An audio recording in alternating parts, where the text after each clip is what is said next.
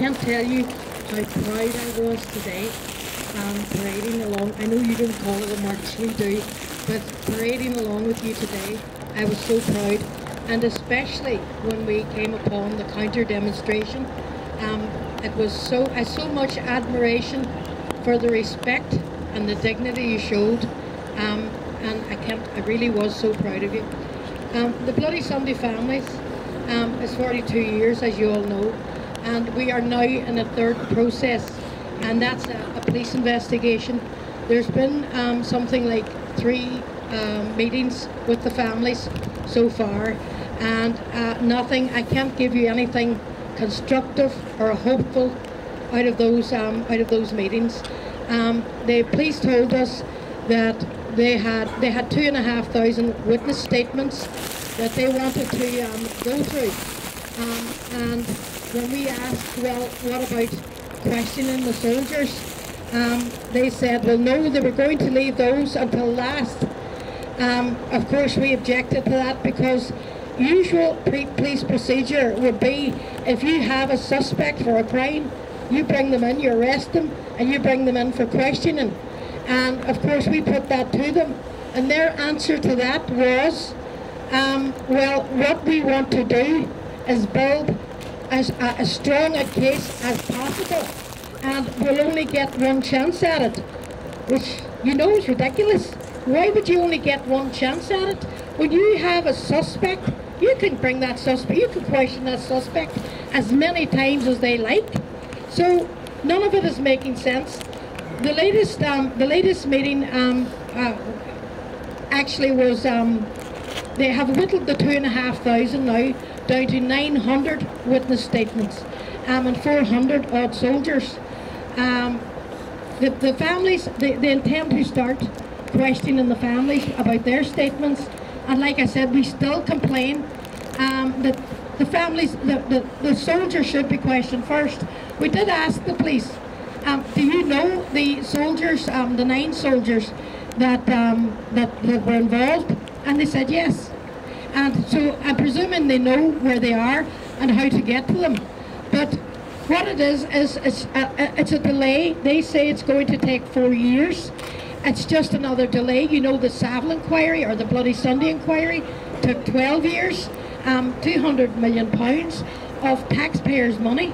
But they don't care about your money. They don't care, as long as they weren't paying for justice or to try and get justice. What they paid for was a cover-up, and they continue to do that. And the PSNI, unfortunately, in the 6 counties are perpetrating that. The investigation there should have happened a long time ago. None of us should be here commemorating this. We should have had justice long ago. But of course, we're not the only ones, and if I could just read out from the back of a press statement, the Bloody Sunday Commitment, our committee, just to explain what we are about, because this is important. We are living in a time when ordinary people are being coerced by government and corporate institutions, a time when our natural resources are being systematically ravished and exploited by multinationals for the benefit of the few. A time when the values of accountants and bankers dictate how we all live our lives. And it's us who are being made to pay the bill for their greed, while they continue to grab more and more. Throughout Ireland and Britain, working people and those struggling to find work are being harassed by employers who seize the opportunity to roll back equality and fairness in pursuit of greater profit. Everything is calculated, costed and measured by the market, and it says ordinary people's lives and concerns don't matter. We see the old tactic of divide and rule, diverting anger and frustration into sectarian, racist and sexist support for demands to drive somebody out of somewhere. Now more than ever, we need to make common cause with all those struggling for justice in its many aspects. Against this backdrop of right-wing policies and so-called austerity, the unresolved justice questions of our past continue to make the headlines.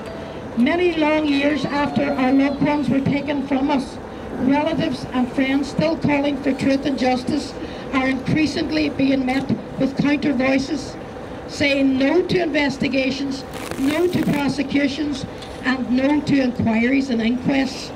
Through its surrogates, the state tells us we as a society need to move on. Justice and accountability for past events is considered to be too expensive, and we are told we can't afford justice for the dead. Think only of the living.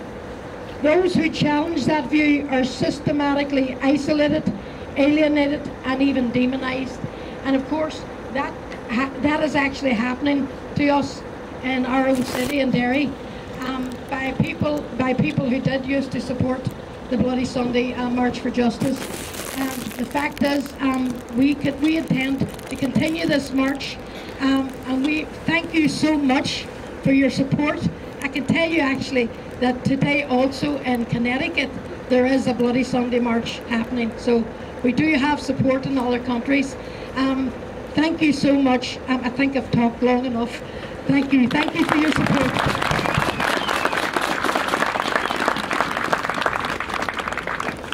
The member of Parkhead 1 play the national anthem, please.